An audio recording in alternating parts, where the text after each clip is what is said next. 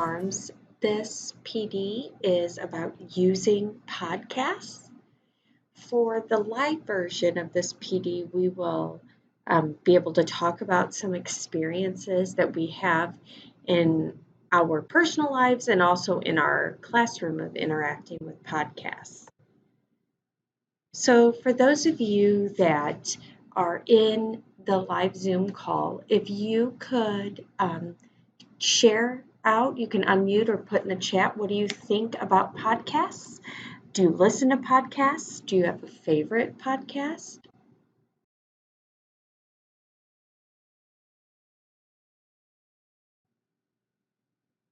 Some ways to use podcasts.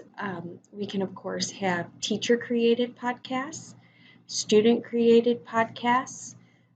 It's also beneficial to use pre-recorded podcasts to find a podcast that is engaging and entertaining for students to listen to. So there's that list there on the right of the kid-friendly podcasts.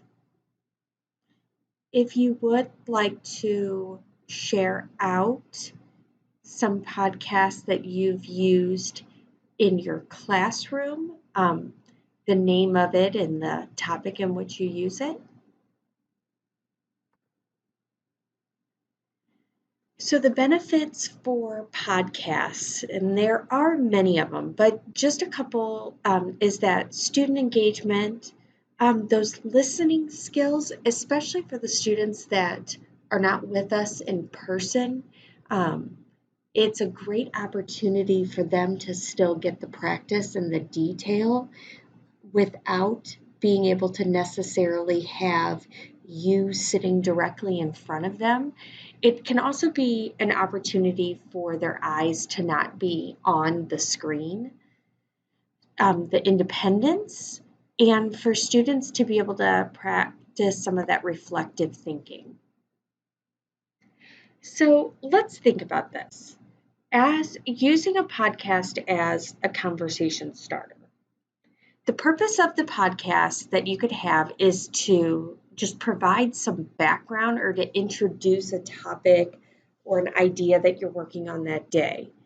So you can share the podcast, and then students are going to summarize what they heard. They can do that in writing, they can do that in a Flipgrid, they can do that on a Google form. Then you need to ask them if they agree or disagree and why that and what was the problem and who was responsible. And then students have an opportunity to discuss those questions, maybe as an open discussion, maybe in breakout rooms. This is good to get kids really talking and engaging in the content. It's also a great formative for the teacher to be able to see students' understanding and background knowledge just based off this quick activity. Another way that you can use a podcast is for listening comprehension. So trying to have students really understand maybe why they're listening to a podcast, who is it that's talking, where were they.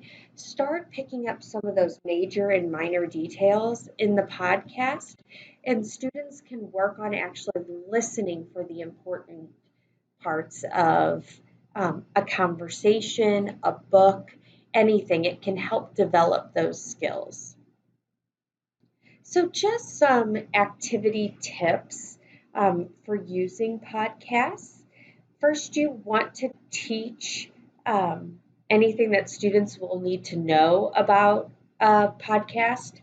Thinking about that appropriate length, especially if it's something that's new to your students, to maybe start with a smaller podcast or even with a non-academic task.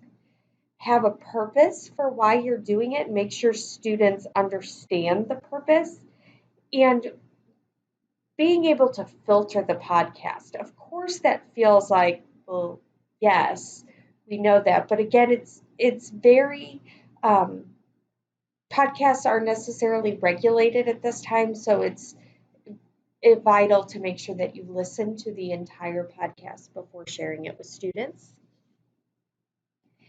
Again, explain what those podcasts are.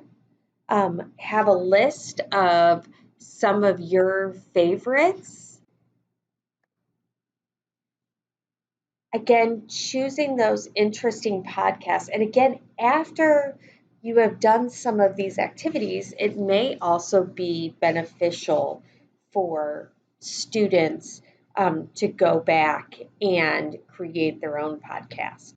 So now I'm going to go ahead and we're going to go back up and complete one of these activities together.